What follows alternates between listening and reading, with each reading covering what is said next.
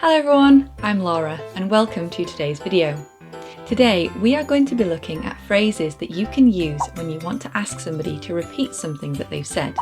At the end, I am going to be looking at a phrase that I have seen recommended in classrooms and textbooks, but it is one that comes with a word of caution.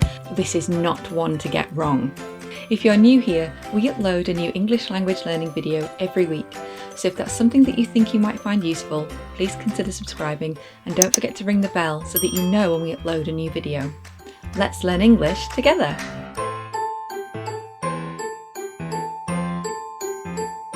So when might you need something repeating? It might be that you didn't hear what the speaker said, or you might need to give yourself a little bit of time to translate what was said. Either way, these phrases should be really useful in helping you with that. So let's get started with our first phrase. Pardon? Pardon? Pardon is something that we usually use when we're apologising.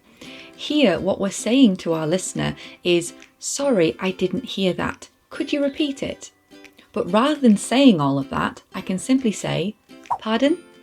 This one is an excellent one to use if you are new to English or you're just not that confident yet. Let's move on to phrase number 2. Sorry? Sorry? Similarly to pardon, I use the inflection at the end to turn the word sorry into a question. I'm apologising that I didn't hear and I'm asking them to repeat it. But I don't need to say, "Please can you repeat that?" Instead, I can simply say, "Sorry?" Let's have a look at phrase number 3. This one is much longer. Could you say that again? Could you say that again? Here I can add please at the end to make it more polite. Could you say that again, please?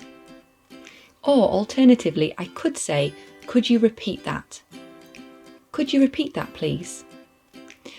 One of the lovely things about these phrases is I can now also include sorry or pardon, which we've already looked at. Pardon? Could you repeat that, please? Again, I need the question in my voice to tell my listener that I'm asking them to repeat it. Sorry, could you repeat that? Sorry, could you repeat that, please? Let's have a look at phrase number 4. I didn't quite catch that. I didn't quite catch that. Here, as before, I can also add pardon or sorry to make it more polite. Sorry, I didn't quite catch that. Pardon? I didn't quite catch that. And either of those is fine. This is another opportunity for us to practice our vocabulary, but also expand our speaking skills as well. We could also link this with the phrase we just looked at, so combining all of them together. Sorry, could you say that again? I didn't quite catch that. Pardon? I didn't quite catch that. Could you say it again, please? Here, it's really nice to have alternatives that we can use. This is particularly useful when you want the speaker to say something again and again. In English, we try to avoid saying the same thing repeatedly. So if I hear something and I wasn't sure what it was, I would try to avoid just saying, "Sorry? Sorry? Sorry?" I would try to avoid doing that purely to try and make it sound more polite. So the first time I might say, "Sorry?" The second time I might say, "Pardon?" And the third time I might try and say something different again. "Could you repeat that, please?" Just to try and mix it up and make it sound a little bit more polite. Phrase number 5. Would you mind saying that again? Would you mind saying that again? Would you mind saying that again, please? Alternatively, you could say, "Do you mind saying that again? Do you mind saying that again? Do you mind saying that again, please?" Here, you could join that with the previous phrase we looked at. "Do you mind saying that again? I didn't quite catch that."